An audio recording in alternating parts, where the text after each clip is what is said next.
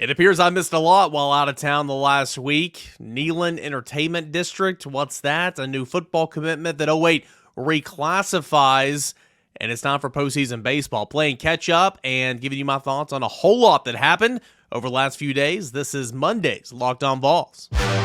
You are Locked On Vols, your daily podcast on the Tennessee Volunteers. Part of the Locked On Podcast Network, your team every day.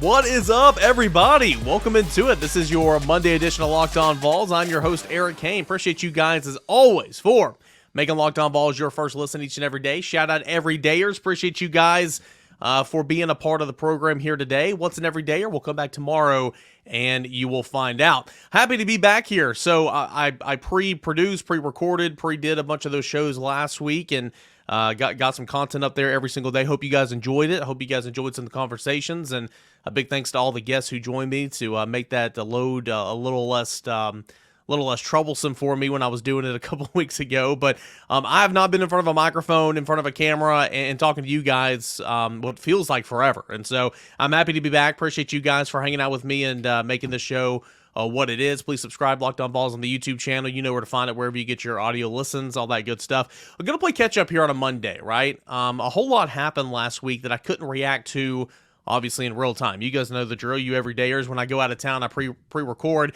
and so I like to play catch up the first day or two and just kind of get my thoughts on some of the things that were in the news while I was out. So that's what we're going to do today. Tennessee football picked up a 2023 commit and signee in Emmanuel Okoye. Who is he? Why did he reclassify? What's going on there in segment 1? Segment 2, the Neyland Entertainment District. Just a thought right now, just some plans a little bit, but nothing formal. What could that look like? And I mean, this could be the first of its class in the college realm. Think the Battery Atlanta. That's really interesting when you think about it. And of course, that was discussed with the RPI that went in, or the RP request for information. That'd be an RFI. When the RFI went in last week, so we're going to go over that a little bit. And where does the Tennessee baseball stand now? The regular season's over. SEC tournament is on the horizon. Chances for hosting a regional. All that good stuff here on your Monday Locked On Ball. So, Emmanuel Okoye. Who is this guy? Well, for starters, he is a 2023 signee now for the University of Tennessee. Don't forget Twitter Tuesday coming up tomorrow. Any questions you guys have? That just came to the top of my head. I want to remind you guys, any questions you have, Tennessee football, recruiting, basketball, baseball, of course, questions from me. If you guys want to know anything, we'll spend the time on tomorrow's show answering those questions. Emmanuel Okoye. So he's 6'5", 240 pounds. He is a 2024 prospect who is reclassified into the 2023 class. He plays all over the place. He plays a little defensive end, plays a little edge, plays a little linebacker, plays tight end. He is from Nigeria, who went to the NFL Academy in London this past year, and that's kind of where he's been, and now making the skip across the pond and will come play stateside to Tennessee. He committed to the University of Tennessee on, I believe it was Friday of last week, maybe Thursday, can't remember. It's been a couple of days. And he went ahead and signed, of course, because reclassifying in the class of 2023. So what that means is Emmanuel Okoye now links up with the University of Tennessee. He officially becomes the 26th member of that signing class. And Tennessee, for a brief moment, jumped inside the top 10 of the 2023 industry rankings over at on3.com. He will be here in June. He will be here ready to go through workouts. He will be a part of the football team this fall. Can't envision him having a big-time role out of the gate, but the fact that you're here, it's like Freddie DeLoyne, right? Everybody wanted him to play, and sure, I think he could have made a little bit of an impact and everything, but he was so far behind being a mid-year enrollee last year. But the fact that he was here, he was practicing, he was in a collegiate strength and conditioning program, he was going through practices, playing scout team, learning the culture, learning the system, that is going to make him a day one ready-to-go player next year for Tennessee basketball, speaking on Freddie DeLoyne. Emmanuel Okoye getting here, and it's pretty much going to be a redshirt year, I would assume. Of course, we all know what assuming does to us sometimes, but I would assume he would be a redshirt player and or a very small minor role of a special teams type player. I don't think he's going to make an impact at tight end. That's the other thing. What position is he going to play when he gets here? Believe he's going to be a tight end here at Tennessee. Now, I don't believe that door is completely shut, but I think his best chance of helping Tennessee and seeing the field and kind of reaching his potential would be at the tight end position. And Alec Ablin was instrumental in getting him to commit and ultimately sign with the University of Tennessee. So I think tight end is his future here at Tennessee. But getting him in here in workouts in June, going through all that type of stuff, learning the culture, strength and conditioning program, all that good stuff, that's going to be really, really good for him. So a little bit of a backstory on Emmanuel Okoye, right? So I've mentioned he's 2024 prospect, reclassified to 2023. He's coming to Tennessee by way of the NFL Academy in London, where he transferred there this past fall. He came to Tennessee for an official visit for the Orange and White game. And that's kind of where he fell in love with Tennessee. He saw 60,000 plus screaming fans for a spring football game and thought like, hey, that's pretty cool, right? I mean, could you imagine this on an actual, Saturday in the fall? And so that was when his official visit came, got to know Alec Ablin, got to know Josh Heupel, got to know the Tennessee brand and the Tennessee culture very well. And that's when he pretty much fell in love with the University of Tennessee. He chose Tennessee over the likes of USC, who was battling for him down the stretch. Texas Tech was also in that conversation, but he picked up a lot of offers from Georgia and some other teams and high relevant Power 5 programs as well. But it was USC that Tennessee beat out, and then Texas Tech came in third. He is originally from Nigeria. He's from Nigeria. He participated in the NFL Africa camp, and that's where former New York Giant Osi Umenora, I believe that's how you say his name, but I remember him playing. He was really, really good. Really, really good. It was him on one side and Jason Pierre-Paul on the other side for the New York Giants, right? And it was where he spotted him, and his Upside Academy scouted Emmanuel Okoye and found him, and then ultimately, his road led him to the NFL Academy in London. So a really interesting backstory. 6'5", 240 pounds, 235, 240 pounds.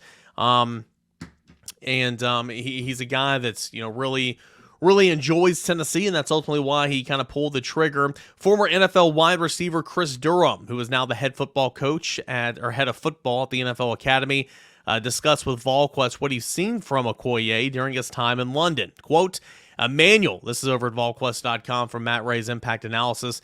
Emmanuel has a pretty unique story, as he is just he just put a helmet on for the first time in September. That's another thing, right? Brand new to the game, super raw, tremendous upside. But he put a helmet on for the first time in September. His ceiling is extremely high. He has come in and worked really hard. He has done everything you could possibly ask out of a kid. He left Nigeria to come to the academy. He has already taken a massive step forward in continents, and he is now going to do it all over again in less than a year. He is just a very polished and mature young man. The sky is the limit for him. He continues to go on about Emmanuel Okoye and tight end coming off the edge, his position, whatever the case may be. He says the measurables are off the charts.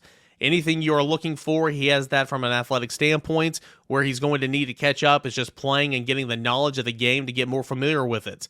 I would never box him into a position or what you think he can do, because he's always going to exceed that just off sheer work ethic and being the type of kid that he is. For me, I have been around the game a long time, and I've seen a lot of talented people up close and personal. And for me, he is going to be one of those guys that shocks a lot of people as he learns the game and continues to learn how to use his body. He is going to make a massive impact. End quote. Again, that is former NFL wide receiver and the head of football at the NFL Academy, Chris Durham. That's some pretty high praise there from Tennessee's Emmanuel Okoye. So this should be exciting. Tremendous athlete, super raw, brand new to the game of football, but fell in love with it and fell in love with Tennessee. And reclassifying now is going to be on campus in June, going through workouts, and we'll see what he turns into over the next couple of years. I think the sky's the limit for him. But that ties a bow now on the class of 2023, as we're talking recruiting a lot here on Locked On Vols for the class of 2024. You don't see a lot of reclassifications, but sometimes they're there, and this is the case. And Tennessee picked up another one to add to that class of 2023 in Emmanuel Okoye. We'll see what happens. So, interesting story, and I can't wait to see what he looks like here on campus. And, of course, we'll continue to follow that story right here on Locked On Vols. Hey, when we come back, I want to take a segment and discuss The Neyland Entertainment District. What is that? Okay. And how cool would it be to kind of be a first of its class type situation at the college game? And how cool would it be to, be right here in Knoxville, Tennessee? Just incredible, if you ask me. That's coming up next right here on Locked on Vols. But first, guys, I want to remind you about our friends over at Built Bar. Looking for a delicious snack but don't want all the sugar and calories? Then you need to try the best tasting protein bar ever. That is Built Bar. If you're like me, you want to make healthier snack choices but don't want to compromise on taste, I've got just the thing for you. That's Built Bars and Built Puffs. Healthy, they taste amazing. Seriously, they're so tasty, and I'm not really sure how they do it. What makes Built Bars so good? Well, for starters, they're covered in 100% real chocolate. Yes, real dark chocolates. It's pretty incredible. They've got unbelievable flavors like churro, peanut butter brownie, and you guys know my favorite. That is cookies and cream. I'm not sure how they do it, but all these Built Bars, they taste like candy bars, but they're good for you. How? Well, only 130 calories, only 4 grams of sugar, 17 grams of protein. 17 grams of protein. Can you believe that? Only 130 calories, 4 grams of sugar. And now you don't have to wait around for your box to be delivered to you from Built.com. You still can. That's where you can get specialty flavors. That's Built.com. But you can go to your local Walmart or Sam's Club and buy them off the rack today. 4-bar box at Walmart, a 13-bar box at Sam's Club. That is service and service just for you. Go try them out today. Built Bar at Built.com, your local Sam's Club or Walmart. Built. Taste amazing. Good for you. All right, guys, welcome back in there to your Monday edition of Locked on Vols. I'm your host, Eric Kane. I'm glad to be back here and podcasting with you again here today. Don't forget Twitter Tuesday, mailbag edition of the show. That is coming up tomorrow. Any questions you guys may have on Tennessee football, recruiting, basketball, baseball. If you guys have any questions for me, you guys know where to find me. That's at _Caner and at Locked on Vols. Shout out to every dayers. Appreciate you guys sending in your questions each and every week. All right, so I'm still trying to understand this. I'm still trying to wrap my mind around this a little bit, and I'm sure you guys have been reading up on it and talking about it a little bit whenever the news kind of got out there last week. But Tennessee has put in a request for information, an RFI, for a Neyland Entertainment District. All right, what is that? Well, it is essentially Tennessee is exploring a public-private partnership aimed at the development of a first-in-class entertainment district spanning the Tennessee River waterfront near historic Neyland Stadium. Yes, I'm reading straight from the release right now because I didn't want to kind of mess anything up. The idea essentially is it's going to be aesthetics, right? It's gonna be more businesses, more shops, hotels, stuff like that, anchored and planned by a hotel adjacent from the stadium's south end zone. The mixed-use Neyland Entertainment District could uniquely enhance the Tennessee football game day experience while also transforming the campus riverfront and supplementing Knoxville's array of gathering centers with yet another attractive leisure and entertainment hub. All right, so I'm gonna just kind of get through this and we'll kind of talk about it. The initial concept for the project, which would improve the aesthetics of Neyland Stadium's exterior, strengthen the campus's connection with the Tennessee River, would include a boutique, a full-service hotel with for-sale condominiums with conference/event space. The vision also features the potential for development of tabletop above the existing G10 parking garage to support additional tailgating, restaurants, retail, and family-friendly entertainment activities. So Tennessee put in a formal request for information, an RFI, and that's going to be used to gauge the input and interest from developers. Okay, so very, very beginning stages, right? I mean, we haven't even talked funding yet. We haven't even talked plans. We haven't even talked shovel in the dirt. This is just gathering information, gathering interest. I don't know why I can't say that word today, from potential developers who would come in and do this. So, it's very early. This does not mean that it's going to happen, but it's very interesting. So like I said in segment number 1, think the Battery Atlanta, right? So you've got Truist Park, and it's so interesting. I feel so old now, but I've got family, I've got friends. I had many, many, many reasons to travel to Atlanta just about every weekend back when the Atlanta Braves were going from Turner Field to SunTrust Park a couple of years ago. And so I would make that drive. I make that drive down 275 and everything, and I'd get to that intersection, right, where the interstates kind of, cross. and I would see the development. I would see them build the field, and the next time I go, I would see them, build a little bit more around it. And then like I would see the stadium was done, and then they were kind of building a little town around it.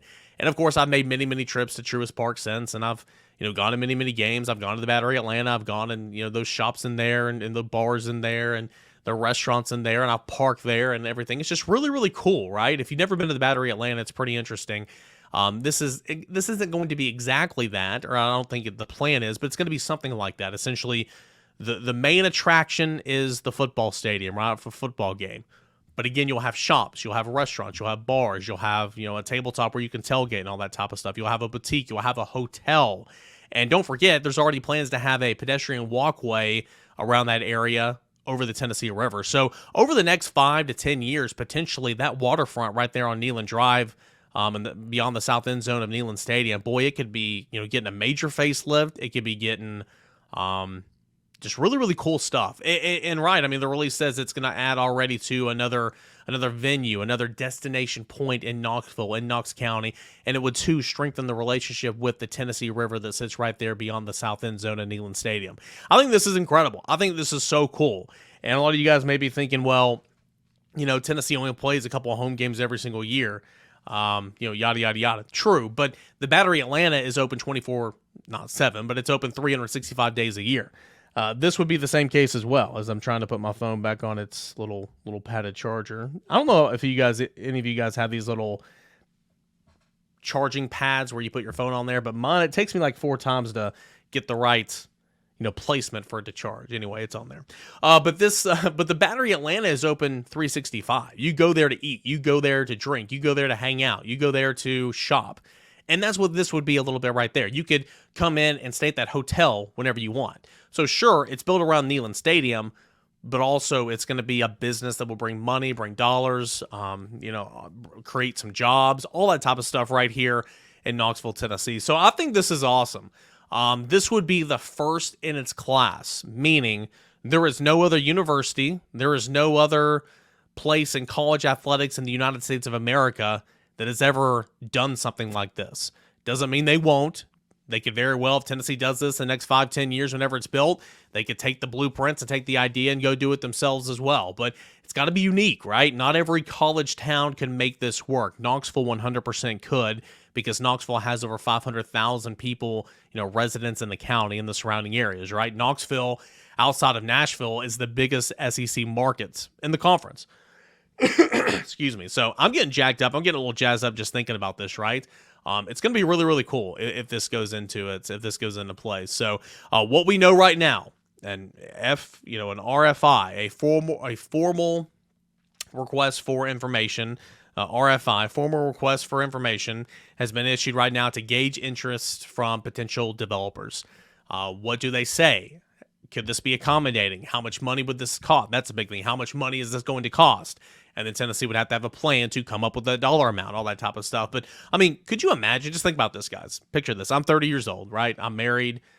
Gosh, I hope to have some kids one day, right? But could you just imagine, 10 to 15 years down the line, you go to a game, well, we'll call it the third Saturday in October. It's in Neyland Stadium. You go, you watch Tennessee and Alabama play. You come from out of town, and when the game's over, you go stay at that hotel. You spend the night. You wake up the next morning. You get brunch, whatever. You get lunch.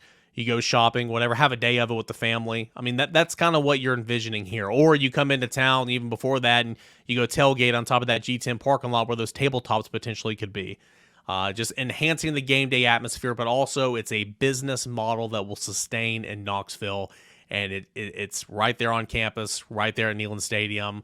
I just think this is awesome. So, very beginning stages, as you can tell, I'm jacked up about it. I think it's a great idea. Easier said than done. Very beginning stages. How much money is it going to cost? How are they going to get that money? All that type of stuff. But as Brent Hupp said last week at VolQuest.com, there's potential for a whole lot of cranes on campus over the next 5 to 10 years with the pedestrian walk bridge, with potentially this, all that type of stuff. There's going to be a whole lot of construction over at Neyland Stadium and over on campus. But hey, when it's all said and done, what this could be, what this could look like, it could be awesome. So, interesting stuff that came out last week. I wanted to give my 2 cents on it. And, we'll see exactly what kind of comes of this. All right, when we come back, Tennessee baseball. It is now heading to Hoover, Alabama for the SEC tournament. What seed is Tennessee entering the tournament? Who will it play? What does that bracket look like? What about hosting a regional? All that and more. It's coming up next right here on Locked On Vols. But hey, make a fast break to FanDuel during the NBA playoffs, okay? Because right now, new customers can get a no-sweat first bet up to $1,000. That's $1,000 back in bonus bets if your first bet doesn't win. NBA playoffs are going on right now. There are great promotions every single day over at FanDuel Sportsbook on the safe and secure, easy-to-use app. You can get total, you can get spreads, you can get series futures, all that type of stuff, not just on the NBA playoffs, but on Major League Baseball, college football futures, all that type of stuff. Totals, we talked about this on the show last week, Tennessee's total according to FanDuel Sportsbook. You can get all that over on a safe, secure, easy-to-use app, and you get paid instantly. When your bet cashes in, you don't have to wait a week or a month or anything like that. You get paid instantly, all at FanDuel on the Sportsbook app. There's no better place to bet all the playoff action than over on America's #1 sportsbook. Visit FanDuel.com/lockedon and get a no-sweat first bet up to $1,000. That's FanDuel.com/lockedon. FanDuel, official sports betting partner of the NBA. Just a couple of minutes left here on this Monday edition of Locked On Vols. See, a lot of you guys get me sometimes. A lot of you guys say that I say Vols weird. That time I did say Vols weird. I said Vols.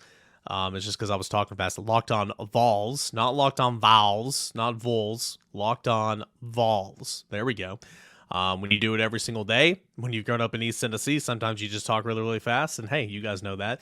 That is me. Twitter Tuesday coming up tomorrow. Any questions, comments, concerns? You guys know the drill. Get them in at _Caner and Locked On Vols. Appreciate you guys making Locked On Vols your first listen. Shout out everydayers.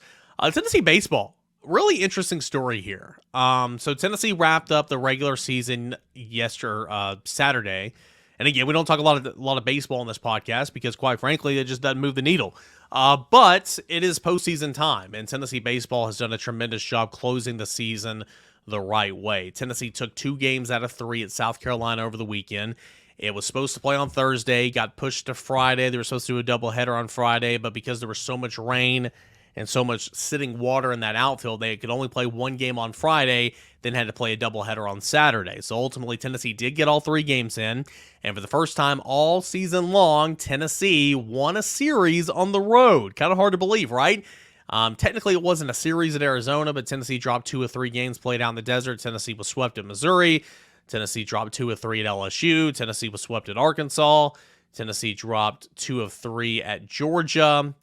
And Tennessee took 2 of 3 at South Carolina in the regular season. I think that's all the away trips for Tennessee. But nonetheless, better late than never. But while Tennessee was doing all that, it was winning games at home.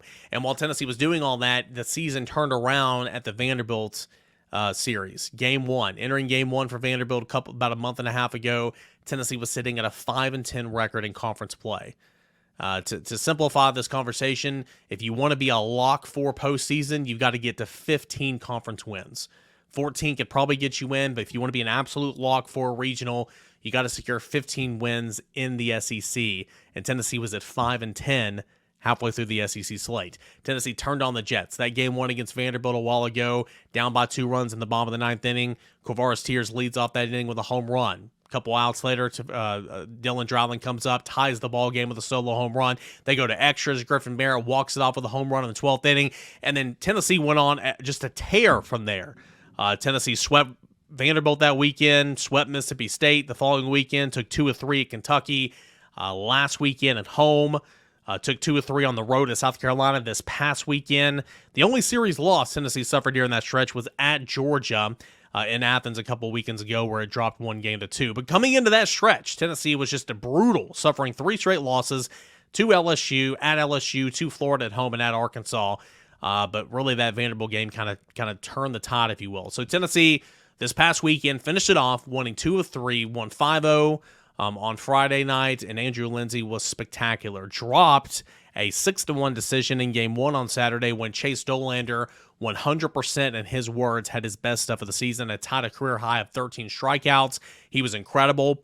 Probably got removed from that game a little too early, for sure. It's easy to sit here in hindsight and coach from the luxury of your office here, but he got removed from that game a little too early. Unfortunately, Chase Burns came in and the wheels fell off, and Tennessee dropped that game. But 45 minutes later, knowing what was at stake, Tennessee responded the right way, came out and just thrashed South Carolina, right? And just pummeled them. 12-1, I believe, was the final score. Christian Scott drove in 4 runs, had a 3-run home run. Griffin Merritt had a home run. And in that game, Drew Beam bounced back, and he had, to be completely blunt, he had been awful in 3 of his last 5 starts. Not just losing games, but just kind of getting beat up a little bit. But he responded the right way. And so that was great to see. I mean, a lot of good vibes exiting Tennessee's regular season. And so Tennessee ended the season, let's see here. Tennessee ended the season with a 38-18 overall record, 16-14 in Southeastern Conference play, and is now going to be the 7th seed in the SEC tournament. And the SEC tournament will begin play tomorrow. I'm going to be on the road. I'm going to be in Hoover, Alabama all weekend long. I'm going to take my road kit with me, and it's not great. I hate broadcasting from the road because the technology doesn't look as good, but nonetheless, that's what's going to happen. Going to be on the road. I'll be in Hoover this week. Tennessee is going to get going as a 7th seed against a 10th seeded Texas A&M Aggie club. That's coming up tomorrow afternoon, 1:30 Eastern time approximately, so give or take some minutes. We know how tournament baseball goes. Luckily, though, Tennessee plays the early game the majority of these days when they're playing, so a lot of times it won't be pushed back. So anyway, Tennessee, Texas A&M, 7 versus 10. That's coming up tomorrow. That's going to be a single elimination game. So if Tennessee wins that game, it advances on. It'll play Wednesday, and it'll play number 2 Arkansas. And from there, you're in a double elimination bracket. So that's good to see. Win tomorrow, stay alive, then you go into the double elimination stage of the season or of the tournament. You continue on winning. If you run the table, you will play in the SEC Tournament Championship on Sunday afternoon. And remember, Tennessee won that tournament along with the regular season last year. And, it takes a lot to kind of run that table. Specifically, it takes a lot because you need pitching. And at this time of the year, you want to line up everybody, get everybody ready to roll, because regionals will either be that Thursday, Friday, Saturday, or that Friday, Saturday, Sunday. And so you want to line everybody up and try to get ready to go. Sure, it'd be great to win the SEC tournament. You always want to win the SEC tournament. For Tennessee, if you secure 2 more wins, you're, in my opinion, 100% hosting a regional. Maybe Tennessee already can if they go 0-2. Maybe if Tennessee wins 1 game, it's still hosting a regional. A lot of that has to do with, Matthew messaged me the other day, and I hadn't had a chance to message him back at the time of this recording, but that's kind of how you answer that. A lot of this has to do with what happens elsewhere, right? I mean, there are, Alabama, Kentucky, a bunch of other SEC teams are also playing for the right to host a regional. South Carolina is as well. And so, it's one of those things. So, Tennessee might already have enough, but also it could, depending on what's happening in the ACC, what's happening elsewhere in college baseball, how many teams are they going to allow hosting from the SEC? A lot goes into play here. But Tennessee does have 16 wins, which firmly puts them in the conversation to host a regional. But I think if you win a game or 2 at Hoover, man, that really, really helps your cases out. So there's still a lot to play for is what I'm trying to get at. However, you want to be healthy. You want to have your pitchers lined up and all that type of stuff. The great thing about at South Carolina, though, the weather just threw a wrench in all this because Tennessee had to play on Friday and then 2 games on Saturday. Tennessee's starting pitching was so good this past weekend with Andrew Lindsey, Chase Dolander, and Drew Beam. Tennessee only had to use, I believe, Tennessee only had to use 3 relievers the entire weekend. Now, Andrew Lindsey, Chase Dolander, Drew Beam, none of those guys can pitch on Tuesday because, again, you've got to get some rest. Those guys could probably come back and pitch on a day short of rest than what they normally would. And so if you make it to Thursday, and obviously you'd be ready to go, maybe even Wednesday. But Tennessee has a fresh Camden Sewell. Tennessee has a fresh Seth Halverson. Chase Burns did pitch, and he got beat up a little bit, so he's not as fresh, but he didn't pitch much. Tennessee has a fresh A.J. Russell, who came on and pitched the 7th inning of Saturday's Game 2 of the doubleheader, so he's relatively fresh. Xander Seacrest can help out a little bit. Tennessee got a lot of options, so expect straight bullpen on Tuesday, and then it's kind of one of those things. You win, you figure it out. I can't give you a starting rotation. I can't give you a projection because it's win, figure it out. You might need to use all those horses in Tuesday just to win, and then you have to reevaluate Tuesday night and say, all right, who am I going to throw tomorrow? What's the plan? That is tournament baseball this time of the year. So anyway, Tennessee's going to be the 7th seed, take on the 10th seed at Texas A&M. You look at the rest of the brackets, Florida claimed the top seed in the SEC tournament, and the number 2 seed at Arkansas, 3 LSU, and 4 Vanderbilt. They all have first-round byes, meaning they don't have to play until Wednesday. The rest of the Tuesday single elimination slate consists of number 6 seeded South Carolina against 11th seeded Georgia, 8th seeded Kentucky, 9th seeded Alabama, and 5th seeded Auburn, and 12th seeded Missouri. Auburn's another team that's playing for the right to host a regional. So anyway, going into last weekend, Tennessee was projected, and there'll be another projections model at some point this week. Tennessee was projected as a number 2 seed in the Morgantown, West Virginia regional with West Virginia, Notre Dame, and Rider. That's according to D1 Baseball. A series win certainly helped their cases this past weekend. A couple more games would help them to host, potentially. Tennessee now is at number 16 in the latest RPI in the country. So Tennessee has done a really, really nice job. There's one more stat I want to read before we kind of call it quits here. I know I'm throwing a lot at you right now, but just going to show you how good Tennessee was to close the season. Let's see here. How Tennessee was so good to close. I can't find it. Anyway, Tennessee won. Maybe I can do this by memory. Can't find the stat. Apologize. But nonetheless, Tennessee was struggling so much midway through the season, right? And then that Vanderbilt game kind of changed everything. Tennessee went on to win 15 of their last 19 games of the season, 11 of their final 15 SEC games.